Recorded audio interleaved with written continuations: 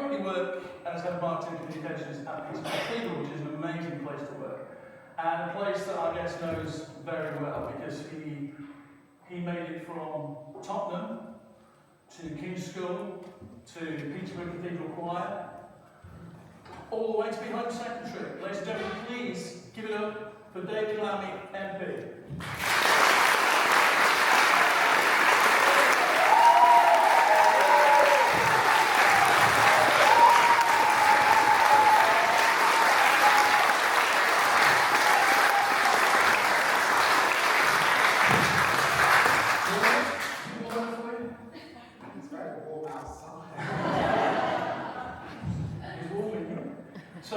Good evening, everyone. Ladies and gentlemen, reprobates in the side, actually. Tonight we're going to go through David's life. We're going to find out how we got from there to here to there, and just discuss a few things about his life and what makes him David Lammy. We're not going to get into lots and lots of political debates or anything like that. We do have questions from the audience that some of you have submitted, and we will get to those after the break. So, first of all, we could start with the beginning, but I wanted to start with a quote that I saw. I've been underestimated all my life. What was the first time and who? Oh my God. I think that, I started out life in what would be described as the city. And I feel very privileged to represent my home. By the way, I've always said that there are only two places I can represent, and that's Tottenham and Peterborough. We've got able representation, haven't we?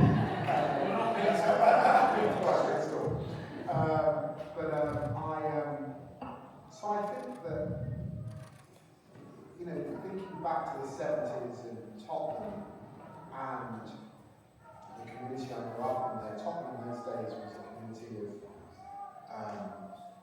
West Indians who come to Britain after the Second World War. It was a community of the Irish. It was Cypriots who were arriving after the province of Cyprus in the 1970s. And it was still also what we used to call cockneys, white working class communities.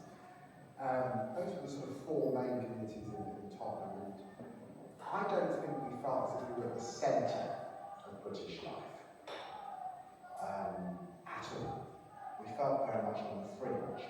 So when would this be? This would be what, 1975? I was born in 72. Yeah. So I suppose So this is the time of it, hot on Love Island, precisely. National Front. You've got it.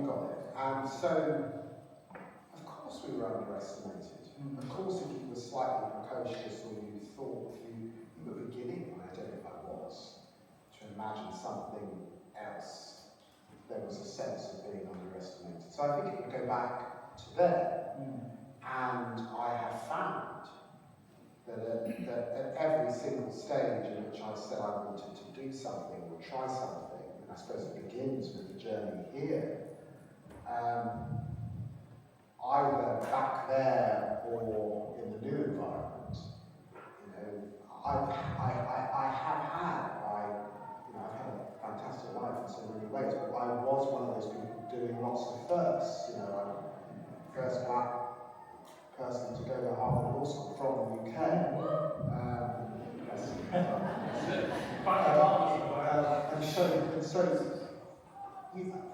Underestimation has been a theme. And political life is a bumpy, rough game. And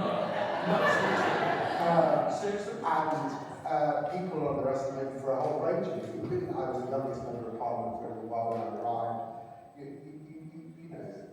I'm now at a place where I'm what they call sort of elder statesman. But that has been a thing. We'll get into the young ruffian David Lammy, Twitter years in a bit, but is that you? That's me. That's Yeah, that's right. Yeah. So that was you growing up in Tottenham in the early days in the 70s. And life wasn't always easy on the streets, but it wasn't always easy at home, was it? Your dad had it tough, didn't he? And you had it tough because of that. Yeah, I mean, there were families that had it tougher, to be fair, but yeah, I mean, I think... Your dad was a taxidermist, he was. and you all worked on the tube. He was. She had a few jobs, but she worked on the tube for a bit, then she ended up working with the elderly in housing. What I would say is that,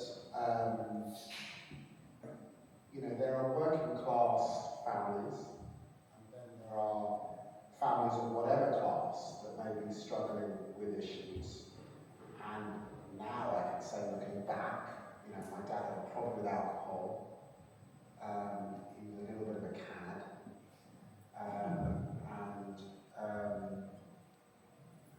You know, in those, I had elder brothers, and you know, there were real issues between that. My brothers, my eldest brother now is about 65, 66, but they were much older than me, and they, one of them was running into problems with the police. So these are themes, and they're themes, domestic violence sometimes with my parents. So they are, you know, it's not just about being working class, it's about elements of dysfunction that can be damaging and painful. I mean, you laughed it off earlier saying it sort of prepared you for political life. I mean, do you think it sort of did a little bit, that tough upbringing? I know I grew up in a bit village in South Yorkshire, it was tough, and I think it makes you want to rise, or it did me, so did it make you want to? Well, look, I think we're all different, aren't we? I mean, for me, yes, there's always been a sense when I've been underestimated to prove folk wrong. That's a big part of my character, maybe to a flaw. And probably yes, but I would say that folk here in the audience who think back to me as a young person would probably think of me as terribly sensitive, hypersensitive. So What about criticism or about? Oh God, anything. Anything. Really? Yeah. So I wouldn't say. And actually, when I went into politics, people who were close to me, friends and family, worried that I wouldn't have a thick enough hide for it. Yeah. So there's a toughness on one level, an inner toughness, but let's see, we're all human beings. But I'm definitely, all these years later, a lot more hardened. I haven't lost my sense of hope or optimism, but you can't be in public life if you are, if the people that project their own perceptions of the world onto you. You simply can't. All you can do is do your best, accept that you might not satisfy everybody, welcome protest, and comfort yourself that you're doing the best you can with the circumstances that you've got, and not take it too personally. If you take it personally, you're in the wrong game. So you're in Tottenham, you know, Windrush family, deprivation, dad's an alcoholic, your mum's working whatever jobs, violence. How the heck did you get from Tottenham to King's School in Peterborough? How did that come about? I think we may have a little...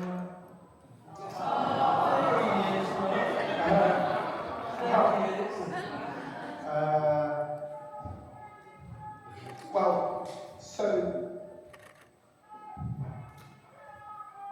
there was, at the time, this is 1982-83, there was the assisted places scheme was going, where kids could get to a better school or a different school with some public subsidy and support.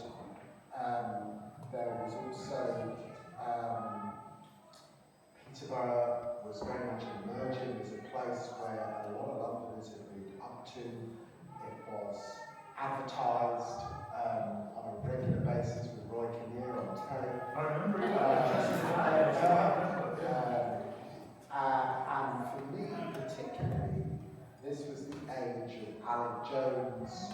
Choir schools were very Vogue. Could you sing? Yes, I think so. Well,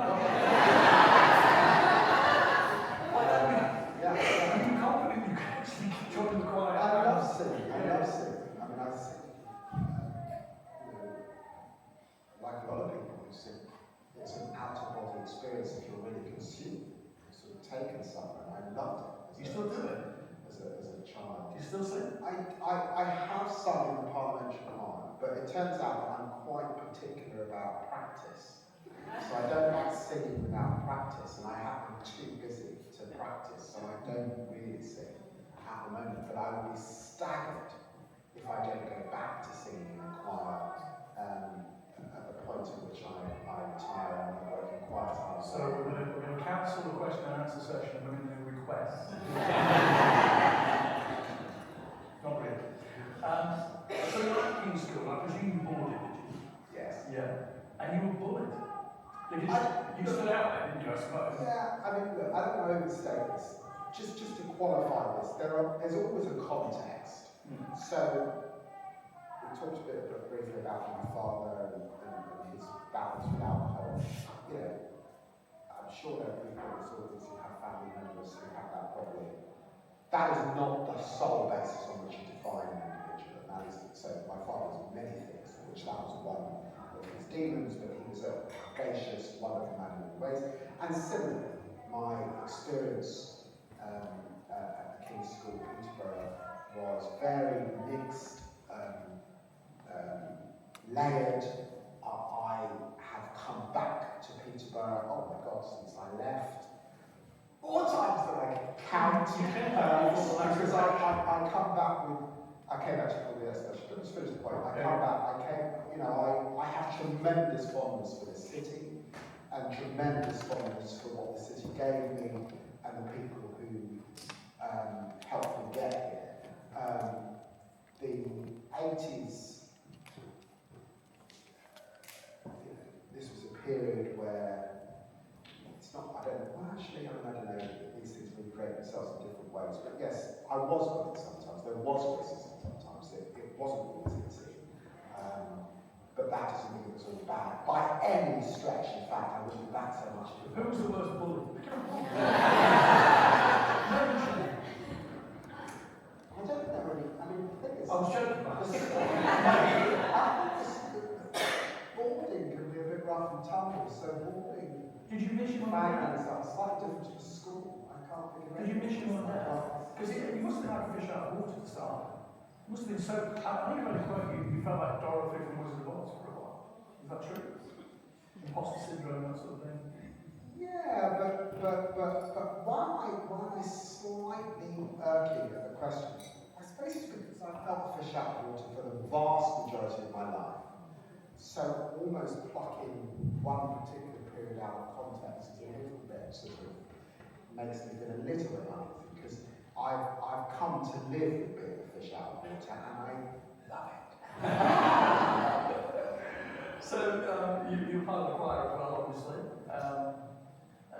Essentially all white choir back in the day, wasn't it? And as I mentioned, you came back to Peterborough before the last election. Normally trying to film on the Cathedral Green before the election, so we have to have a chat. But you come back to see where you etched your name in the choir schools in the cathedral. So were you an naughty little scout? I could be. I could be for sure. I think the thing is that there's a couple of things that I pluck out from that experience of being a chorister that are important. The first is how awesome, absolutely awesome it is to perhaps come from a part of the country where there can be, and there are many parts of our country where it can feel like this, many villages, many towns, it hasn't got to be in the city context, where there's a sense of nothingness almost, that you are terribly small. And there you are as a chorister, singing in this awesome historic building, and suddenly you feel big, you feel magnificent, you feel as if you're touching the hand of King Henry VIII. That is intoxicating, that's the first thing. And then the second thing is the discipline of practice. And it's something that I'm sure many of us struggle with our own children.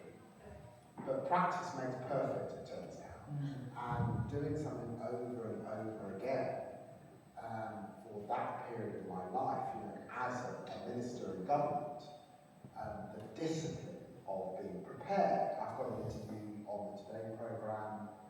You'll hear me on Tuesday morning. I do a lot of work to make sure that the interviews aren't shit. But do text me or message me if it is. Because the point is a lot of it goes into it, and it's the discipline. Yeah. And that discipline comes from that. As a former journalist, there's a lot of prep goes into being a journalist, but people don't realise Yes. the prep you need to do to make sure Nick Ferrara and Nick Robinson do Yes. pretty well. Yes. Yeah, Yes. I mean, And I'll have Emma Barnett and Nick Ferrara. Yeah. Good luck. Do you think without Peterborough, without King's School, without choir, without that discipline, without that thing lifting you up to make you feel bigger than you were, do you think you would be where you are today? No. Without a shadow of doubt. That's interesting, isn't it? It really is. It is what it is. But I am quite sure that and a few other experiences I've had in my life have brought me to this point. And in fact, I would say, this is a little bit, we're in a church, and I should say I've got a strong Christian faith. My faith within me throughout my life. I would say that almost, when I look back on my life, it's prepared me for this moment. I'm very, very aware that I am Foreign Secretary at one of the toughest moments that we have lived through, and certainly a lot tougher than the sort of peace dividend that we enjoyed around the time that the war was falling, Mandela was coming out of prison, and for many looking at people in this audience, we had 30 years, and things felt great. That period has come to an end. We're now in a much tougher period, I'm afraid, it has some parallels with the Cold War, but other elements of it are brand new. The peace dividend is over, and I am serving as Foreign Secretary in that time, and I have absolutely no doubt that all that you might ask me has prepared me for this moment, and it might be why. And I'm staggered because I wasn't expecting it. For all of my life I've been haunted by imposter syndrome, and suddenly I walked into number 10, and the Prime Minister said I'd like to be Foreign Secretary. There had been some debate in the papers as to whether I would be, the underestimation as always. I walked into the Foreign Office, and the imposter syndrome had vanished. I knew I was the right person at the right time for the job at hand. And you just get on with it.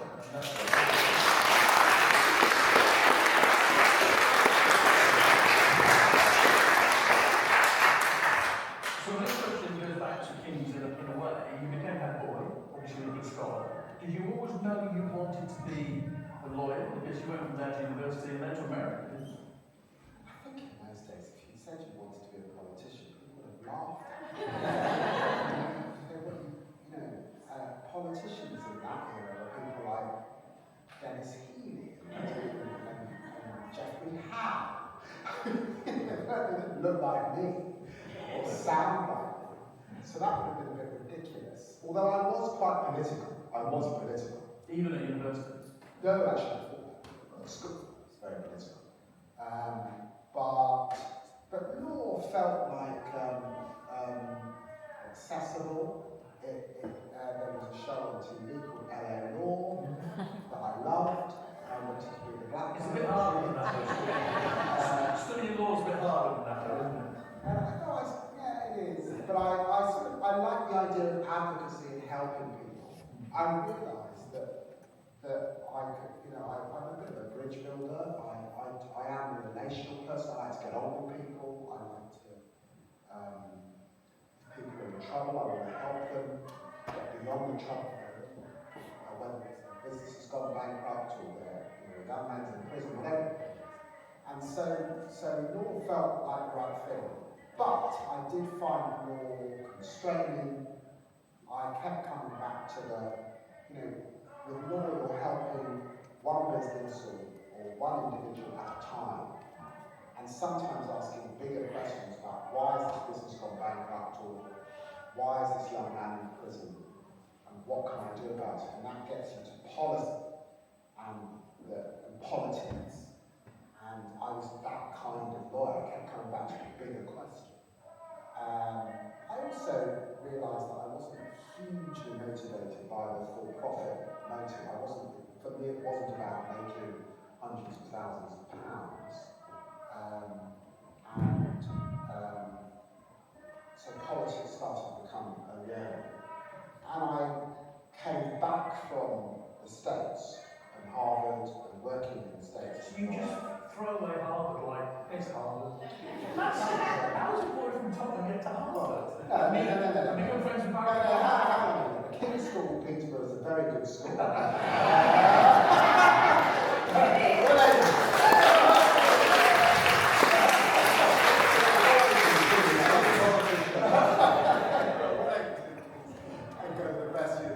This country and in the world.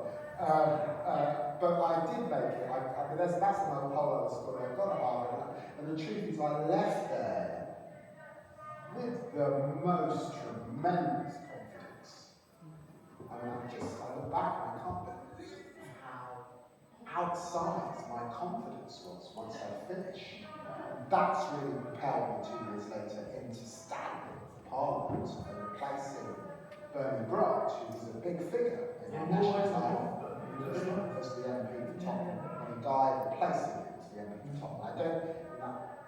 I look back and sometimes I can't recognise that young man with the older man I've become, because I had a lot of confidence back then. But while you're at Harvard, is it true you became friends with Barry Obama? Or is that just a myth? No, it's not a myth that I became friends with Barack Obama, but it happened actually shortly after Harvard. It happened as a consequence of being an alumni at Harvard. We went to Harvard at the same time. By the time we become friends, I had got into politics. He wanted to get into politics. He reached out to me as a young black man in British politics, and he and a few of us became friends and got to know each other. This is long before he goes on to become President of the United States. So you spent a bit of time in America. Obviously you liked living in America. Would you live there today? No. That's one controversial question. I go back to America regularly. I have been in America every year since I was sort of 20, and obviously sometimes several times a year. I will be in America tomorrow,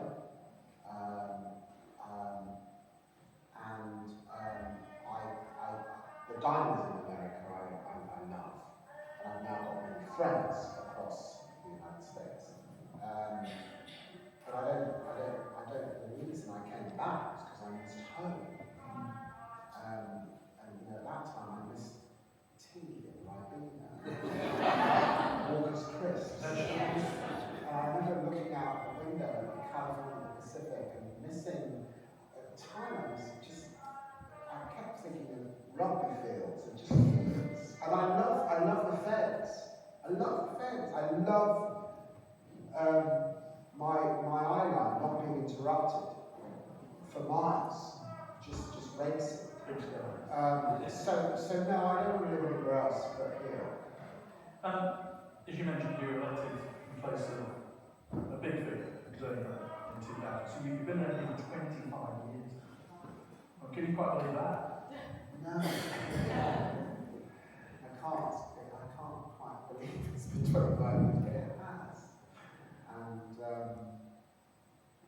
lucky me, because I would say that even though it was a tough start, I look back on a good career in which I have felt able to do things on behalf of people. And I'm actually not just a lot of people say, oh, but God, I had a lot of colleagues when Labour lost power back in 2010. Oh God, opposition, nightmare, you can't do anything.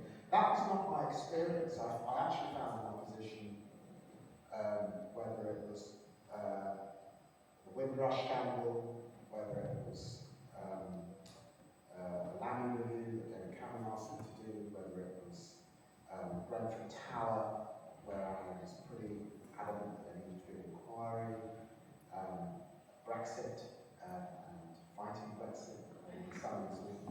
You were very busy on Twitter at the time. I felt quite empowered. You felt empowered to speak as well. That's the thing. Is that easy from the backbenches though? The point of being on the backbench is to use your voice. What is the point? You have tremendous power as a member of Parliament on behalf of your constituents. It takes a while to find your voice, but I found during that period, 2010, to win the election, actually begun for me with the riots in 2011. Again, I felt very fortunate that I was the right person at the right time in Tottenham in a very tough time for our country. The riots then took place across the country. You're able to use your voice in the party because that's what I did.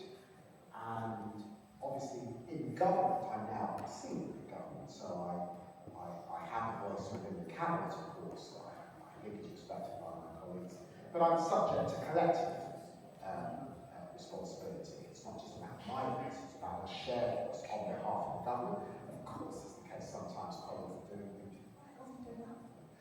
But my voice, I'm quite proud of it. So you came to be an MP under Tony Blair, of course. What was he like? Was he an inspiration? Was he somebody you admire? Tony Blair, who I would consider, I'm in touch with Tony Blair on a pretty regular basis. I would say he was very blessed as a political actor. He has a tremendous ability to articulate the most complex things in a very straightforward way. That's one of his great political gifts.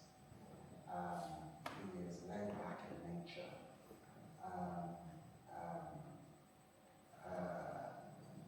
So there's always stuff to learn from Tony. He actually gave me some advice when I became Foreign Secretary. I won't say what that is, I'll write it up in another book. It turned out to be very, very, very good advice. It served me well in the last year. It's very simple advice, but very good advice. And I was very fortunate to be snapped up into his government. What I would say is that I was very junior in his government. I wasn't a player in any sense in Tony Blair because I was still cutting my teeth and learning. It wasn't always easy in Tony Blair. I was being learned. Towards the end of that period, obviously I served under Gordon Brown, different character. He made me a Privy Councillor. I was Higher Education Minister under Gordon, and then we lost power. And that gave you that platform to speak on these issues that were dear to your heart. You also You say it gave me a platform, but when you go out of power, you can slip off if you want, but I chose not to. Yeah. I knew, to be honest, when I became a member of Parliament for Tottenham, that it was likely that I would have a long career. And I knew that long career would not mean that we were always in government. And so I would say that my career is in 3 acts. The first act, I was young, junior minister, in the Blair Brown years. The second act, I was a backbencher, very much forging my own path in Parliament. And then this third act, I'm now a very senior politician, obviously in the government, and I've got a feeling that act will end at some point, and that will end. Well, you could have been lucky about this forever. You've said about these things. I have also, it's been very important to me not to get so consumed. I'm not actually a big party animal. I was not delivering Labour leaflets at the age of 12. I was not that engaged in student politics. You don't have to live your life politically as a party animal. There are lots of ways to explore the business of policy and politics, public life in different ways. So I very much enjoyed presenting my show on LBC. I loved it, and actually I learned something about myself on LBC. I learned is that it turns out that I'm a listener. And people think in foreign policy that it's all about, or politics, it's all about preaching, all about the sound of your own voice. I'm very, very nice of you to explore the sound of my own voice today. But actually what I do on behalf of the country's chief diplomat, is I fly to different parts of the world and I listen. I have the great privilege of listening, and it was absolutely awe-inspiring to be in Syria 2 weeks ago, listening to a country experiencing great upheaval, and I've written books because that's also a way of exploring some of these broader questions about identity, who you are, why you think the way you do, why the country's the way it is, and I've been taught so that I'm not a sort of single issue card. Give me your microphone, I think yours is a bit dodgy. Okay, I'm not a sort of single issue cardboard cutout member of Parliament. I never wanted to be that. Yeah. I suppose your politics is also what I'm interested in, because there was a time when you were aligned with Jeremy Corbyn, to the left of the party. Was that you as a younger person? Did you mature after that? Did your values change? Did your thoughts change? Or are you always to that side of the party? By my nature, I like to get on with people. I'm a relational person. I think in Westminster, if you ask my peers in all the political parties, I'd like to think they'd say, I don't always agree with David Lammy, he's a nice guy.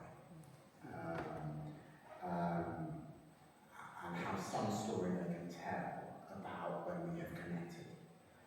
It is why in my career, David Cameron felt able to ask me to lead a review for him. It's why I have cordial relationships with Nigel Farage.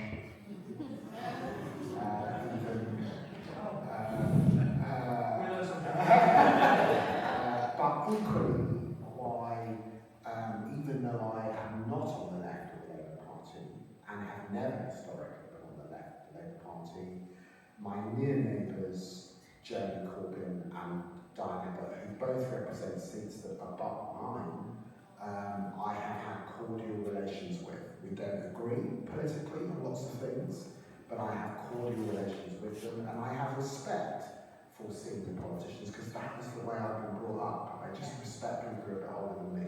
Is this part of you being a bridge builder again, though? Was that what it was about? So I think that can be a blessing and a curse. The reason I supported Diane when she ran to lead the Labour Party was not because I thought she was going to win. I mean, I did not think she was going to win, and I hope she wouldn't. But I did think she was going to shake up the race, in which there were 4 white men who'd done PP at Oxford, and I just felt very strongly that this isn't good enough, and that we needed someone to shake it up a bit. And so I nominated Diane. It's interesting you said that discussion earlier on this evening with somebody about too many academics in politics, not enough people from where I come from, pit villages in South Yorkshire, or coal mines in Durham, or it seems to be very centred on if you've been to university, you get a job, then you become an MP, then you've not experienced real life. Do you think that's an issue? There was definitely a period when I arrived in Parliament when those that were arriving in the 1997 intake were think tank types. There was a real vogue for having done PP at Oxford and gone to work for a party leader. I came in with the Miliband brothers, the Pennells, people like Ruth Kelly. On the other side was George Osborne, Douglas Alexander, not Douglas Alexander, sorry, George Osborne, David Cameron. There was an era where there were, and I certainly did not feel that that was me, but I was associated with that group. It turns out a lot of them have fallen by the wayside, and I'm still here. but I think that's changed. I think that the new intake, the intake that came in the last election is massive.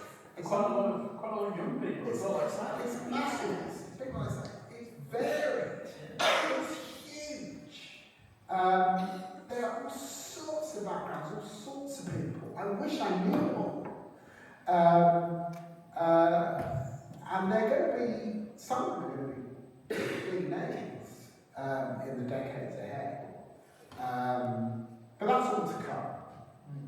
And I want to talk about your family a little bit, because we know you had a high-profile relationship many years ago, sort of relationship with the press, if you like. But since then you settled down, family. How do they cope with your life now? Did they buy into it, that you're all over the place, you're never at home or whatever? I have to sit down and speak to them about that. I mean, I think, look, I'm very lucky to be a London MP. And we don't shout about this, but London MPs are home every morning and home every night on the whole. Obviously, I'm Foreign Secretary. I have been for a year, but you know, it's a slightly different job if you're close to home as a member of Parliament. That's the first thing. I married very well, it turned out. I married up. You're saying you're batty. You're batty. Above your average. Well, yes, batty. Way above my average. So my wife is fantastic and has been incredibly supportive in lots of ways and taught me things that have made me, I know this sounds crass, but made me a better human being and actually a better politician in many ways. And my kids are the joy of my life,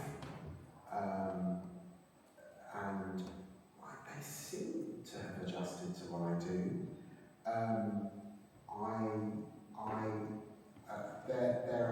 They have a degree of anonymity in their lives. They're not lots of images of them all over the place so they can get on with their lives. I don't parade them around. That's purposeful. That's purposeful, obviously. So I think, and I'm more present than you might imagine, because the truth is, I have my politics and I have my family, and there isn't much in between. So you do. My extended family lose out.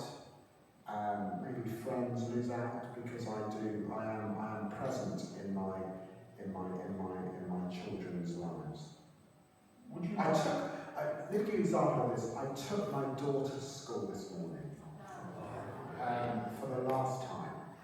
So I have been able to take my daughter to school this year as Foreign Secretary, but she's still at primary school in North London. She's just finishing primary school. We used to have a routine when I took her to school of we'd go into a coffee shop, she'd have a hot chocolate, I'd have a flat white, I'd buy her some croissants. Her mum hated me doing this.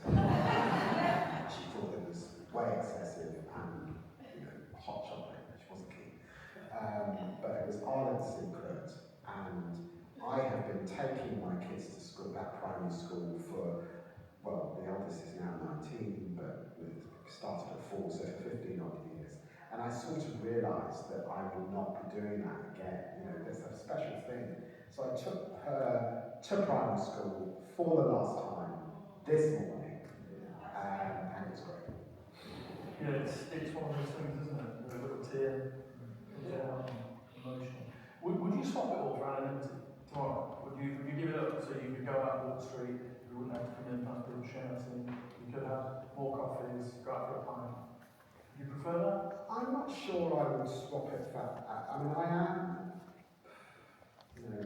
I am shyer than people think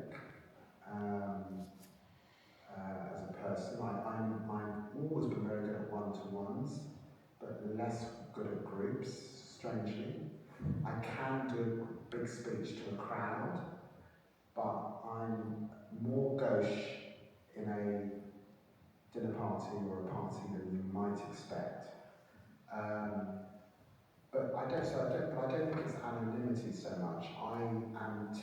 very sad about the, there's elements of modern politics that are dangerous, that are people behave terribly badly to they say terrible things, they personalise things. Protest is legitimate on big matters like the war in Israel-Gaza. It is in our democracy. I'm not sure it's appropriate to put dead bodies of plaster casts of kids on a politician's front lawn, as one group did, and for a politician's children to have to wade through that. I don't think that would have happened 15, 20, 25 years ago. It would have been considered entirely inappropriate. So I'm very sad that strain of very poor behaviour has seeped into society and is very present. There's very little we can do about it. Now it's there. But that's not the same as me saying that I want anonymity. As I say, I grew up in a family. I had an amazing mother, by the way, a sort of amazing mother whose name should be up in lights but isn't.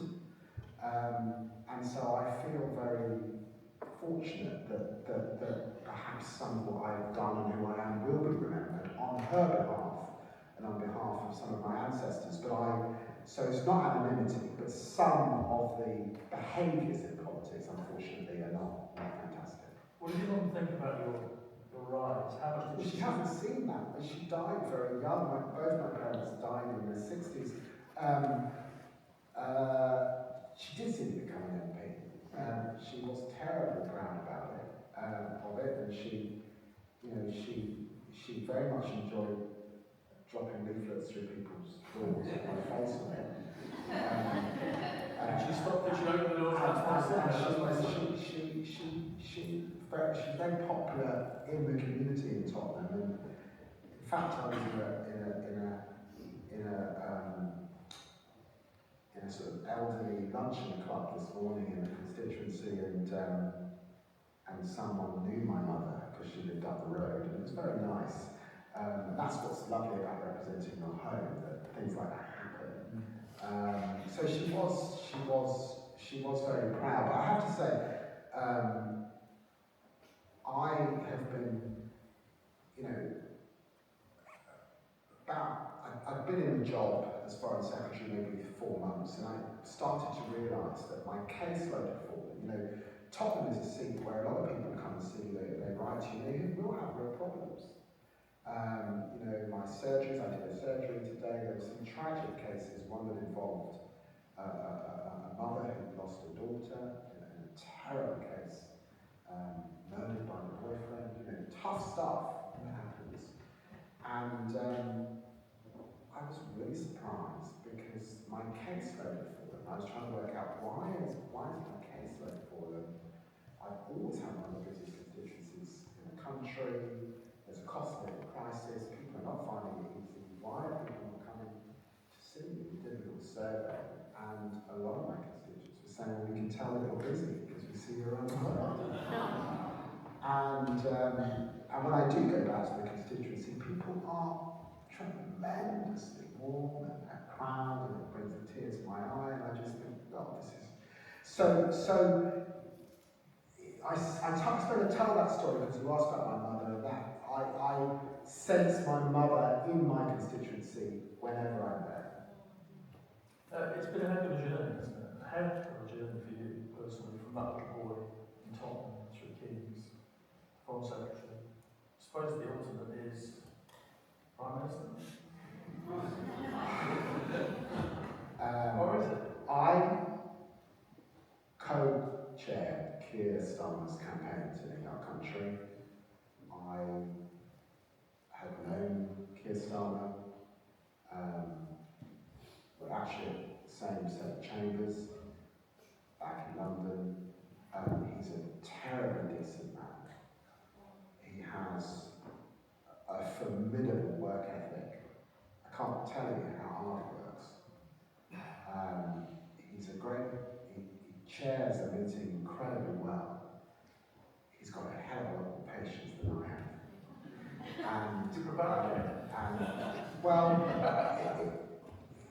People will always in politics, as you'd expect if you're leading a country, they will project onto you. That's inevitable. I have not pursued my career such that I wanted to be Prime Minister. I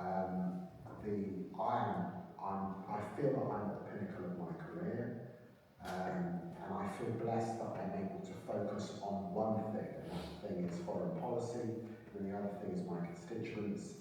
Castor has to jump from one policy area to another policy area, all in the space of half an hour.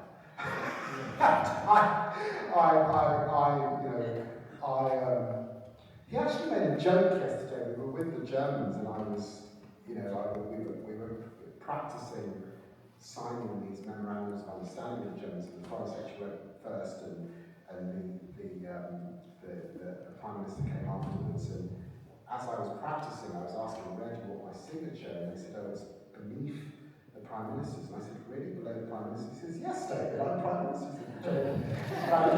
No, I don't want the job.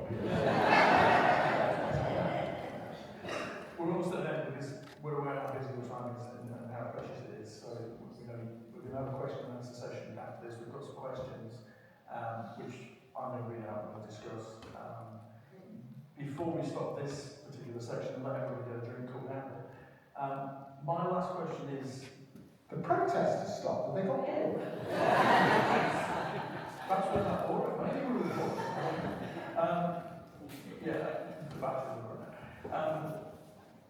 Your young self, if you could talk about the boy now, what would be the one piece of advice that David Lammy Sr. would give to David Lammy Jr.? Oh, there's been quite a lot of advice. I think I get a lot out of going to schools. I've mentored young people. I always think the first thing is sort of stretch a bit further than you think or people think you can stretch. It's one thing that I tend to repeat to young people. I was a bit of a stress monkey. I stressed out about a lot of things. In a way, politics, as I said, has hardened me up a bit. I don't stress. You simply can't. You're not going to live very long if you do. Stress about everything. And so these days there's a lot of anxiety and we worry about mental health. I wish I could wave a magic wand and stop some of that stress and that anxiety, because I had a degree of that as a young person. And I've had moments of that as an adult. So that I'd like to fix, because I think it's more prevalent, and I also think, by the way, that social media is not helping that situation. You happy? Very! I am very, very happy. Thank you for asking that question. No, I feel very, very, very blessed to do what I do, and I should say that even though clearly the world has got tremendous challenges, human nature inspires me, human beings inspire me, and I'm not left sort of downcast really by the job. That's just not how I experience life. I'm far more likely to be downcast by one of my children doing something they shouldn't have done than by the world. Well, listen, it's been lovely to talk to you and just go through your life. It's nice to have one of our own, I think, one of our own, back in Peterborough, Castor, again. Ladies and gentlemen, the Right Honourable David Lammy.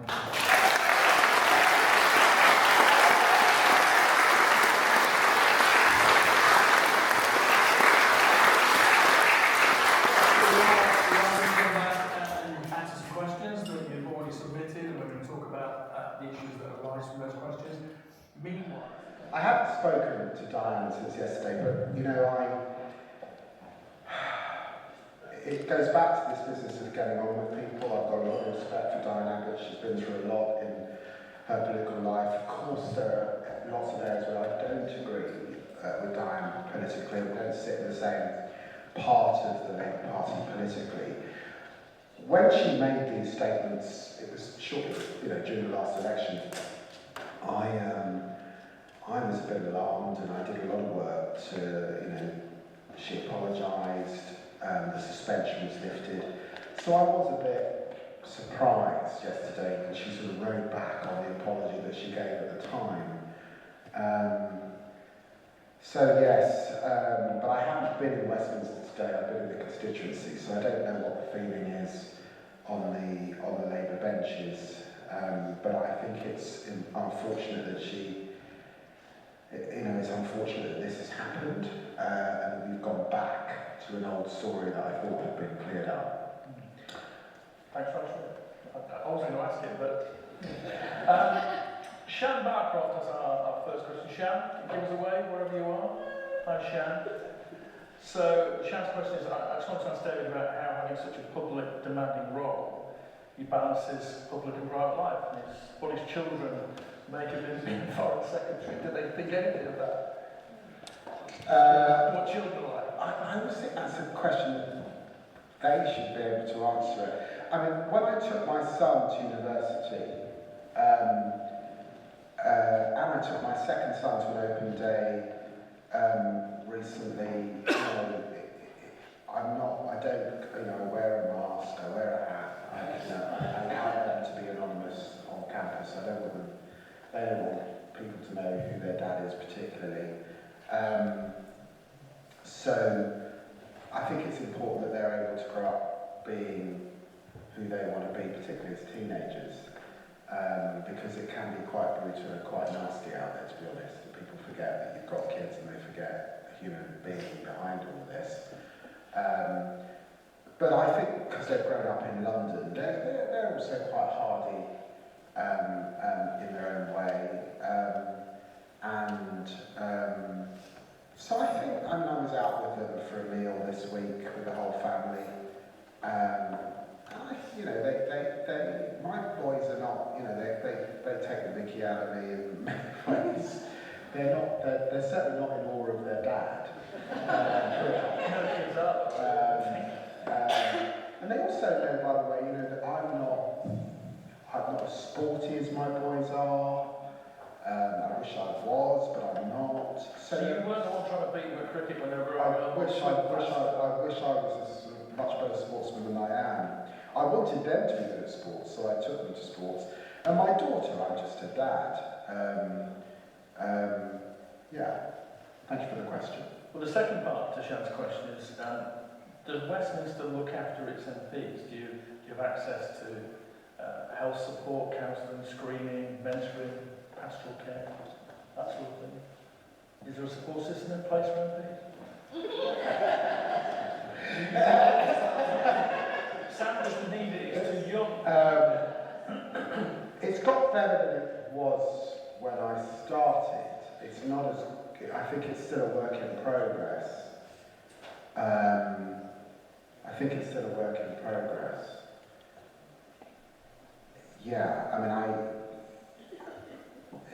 I'm sensitive now. But the thing is, as a member of Parliament, you're a bit of a sole trader. Yes, you're in a political party, but it's slightly down to you what you make of the political arena. And there are different kinds of MPs. There are some MPs who spend a lot of time in the constituency, they want to be constituency MPs, they care about almost the social work side of the job. There are others who all they want to be is a minister. There are lots of different component parts. Obviously, if you represent a seat and the majority is 39, you've got to pound the streets of the lot you're doing in the constituency. So it's different for different people, but the pastoral side of the job, the stresses that come with the job, the issues that come with it, the compromises that are required in politics, and then the modern times that we're in, the nature of the social media side of it as well is vast and challenging, and I do think there's not enough support. And on the serious end of that, Obviously, in recent years, we've had MPs' lives be taken in our democracy, which is absolutely unbelievable. It would never happen 25 years ago when I started. So, in the way that we've seen, of course, there are MPs and IRA and terrorism and things, but so there's a serious side to that we should be vigilant and worried about if we care about democracy. In a way, that sort of brings me on to my next question, really, is when you're there and part of it, is it easy to forget why you're there? Do people do that? Do you get so wrapped up in it that you forget about everyday life for normal people? Because there is a cost of living crisis going on, people are struggling. I don't buy that. I don't buy that. I'm not with that cynicism. I think that, there are a couple of shysters. There are a few. But on the whole, the members of Parliament I meet are really on top of and in tune with their constituencies. They understand. We all sit and do a surgery. How can you be immune to people's problems if you're sitting doing a surgery, as I was today? You know the issues, you know the hardships. You may not be experiencing them on a personal level yourself, but you know the hardships that are there. You know the issues that matter to your constituents. You see the Castor. Even in Clapton? Yeah, I'm not going to comment. No. You said so no, I want to give MPs a fairer rap than sometimes they're given. So a question from Jane Hogg, former languages teacher at King's School, Peterborough. Jane, where are you? Hello, Jane. Was he a naughty boy? No? Are you sure? Do you use any of the languages you learn at school nowadays? Jane will be marking you here. Well, I was sitting with the leader of the Democratic Republic of the Congo, and it was a very serious meeting because you might know that there'd been a sort of war really with Rwanda next door, and I'd gone to speak to the leader of the Democratic Republic of the Congo, President Tshisekedi, and then on to Rwanda to speak to President Kagame. And the Congolese leader spoke entirely in French. He had some translation, but the translator got, there was a problem. And I did find that I was understanding quite a lot of what he was saying.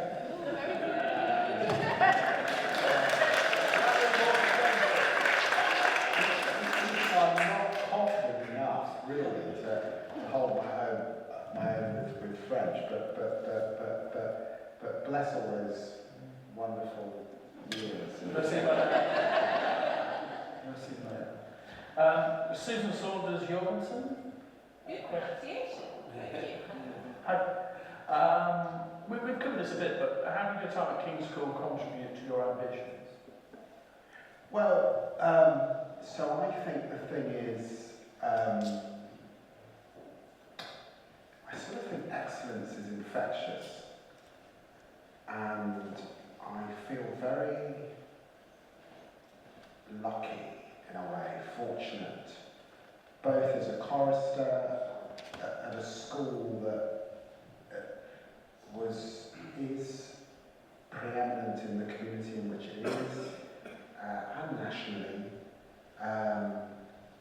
just helps lift your shoulders and gives you a certain kind of confidence.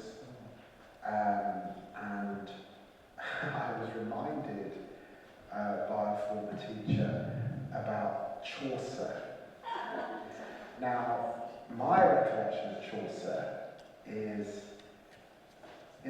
getting through my GCSEs, doing better than I was predicted. I was underestimated. But actually then sitting in the first English A-level class and being confronted with Chaucer and literally tears running down my eyes. What the hell have I done? It was just gobbledygook. And everyone else in the class seemed to understand it. But even, you persevere. I still don't like chores to this day. It brings out like my prickles. Over my hair, but yeah. So I do think this business of, it's important to, if you can, to expose young people, whatever their skills, whatever their backgrounds. They can't all go to the best school in the town or the city or the village, but if they can touch excellence, what they're, perseverance, what they're good at, find what they're good at, that's infectious. And you mentioned that thing about stretching as well. Yes.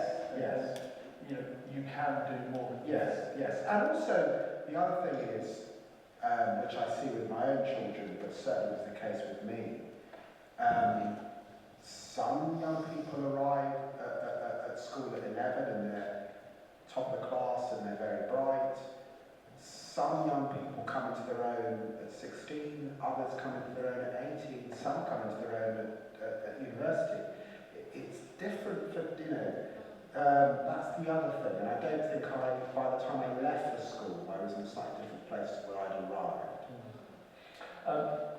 Party politics now, from David Walker. David Walker, are you around? This could be a contentious question, so I just want to get you ready. You're a Spurs fan.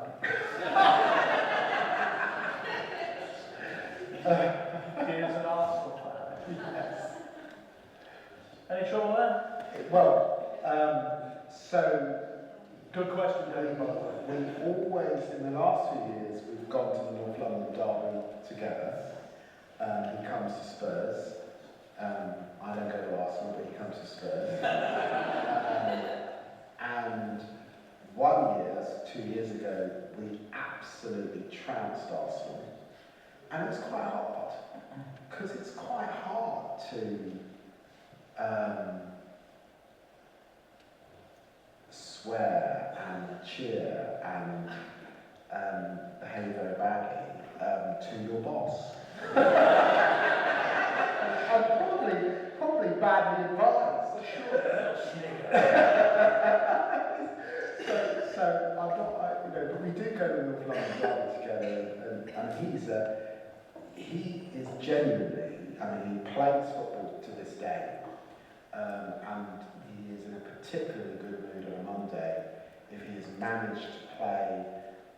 He's got a group of friends that he's played Sunday league with for years, and I know that he enjoys anonymously on a Sunday morning managing to play with that group of friends. He's obviously unable to do it most Sundays, but I think every 6 weeks. What is he, centre half? Right back? I think he fancies himself as a midfielder. And he's pretty aggressive. What, sort of Butch Wilkins or? I think that's enough. I've gone too far. Couple more questions, and we'll let you've got to catch a train. As you say, you're going to America tomorrow.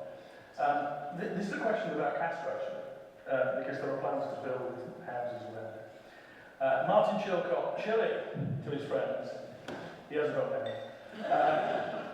If a village is made to grow by 600%, is it okay to be a NIMBY?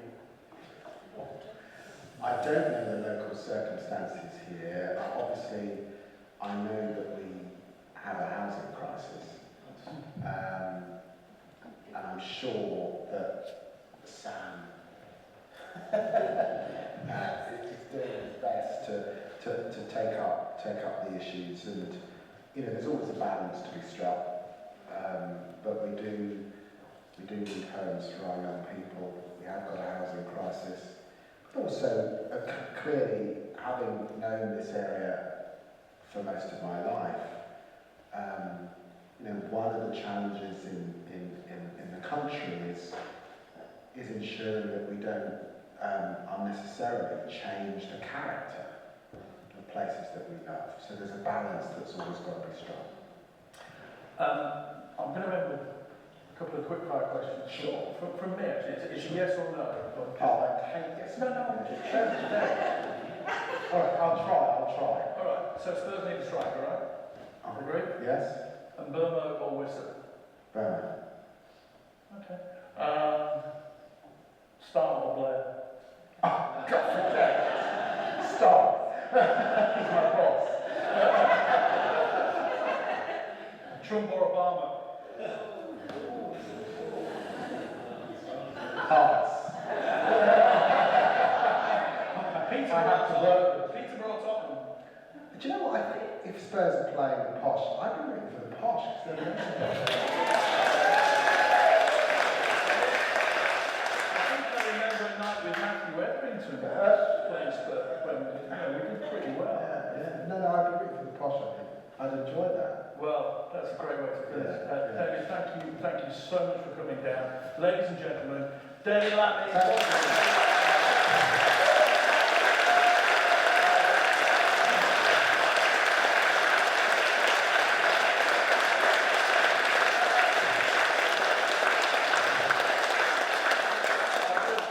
Thank you before David has to go and catch his train. But thank you, David. Thank you very much for just being so open, really. I think you'll all agree. Very open, very enlightening as well. But events like this don't just happen. They take time and teamwork. A big thank you to Stuart Francis, who can't be here tonight, she's not very well. This was his idea. His wife, Pear, and his daughter on the front row here tonight. And we wish Stuart all the best from all of us here. Hopefully he gets better soon and makes a full recovery.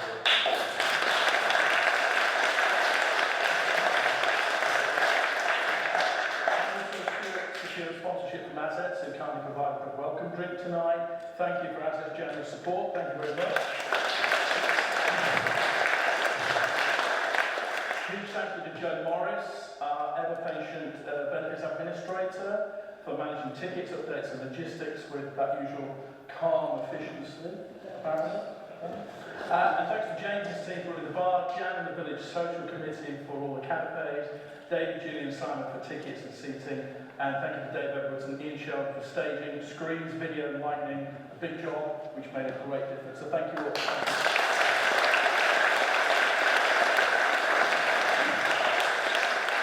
We're going to let David go because he has to catch that train, but he has signed a bottle of Commons whiskey, which we're going to auction off in just a moment or two. But for now, thank you to David Lammy.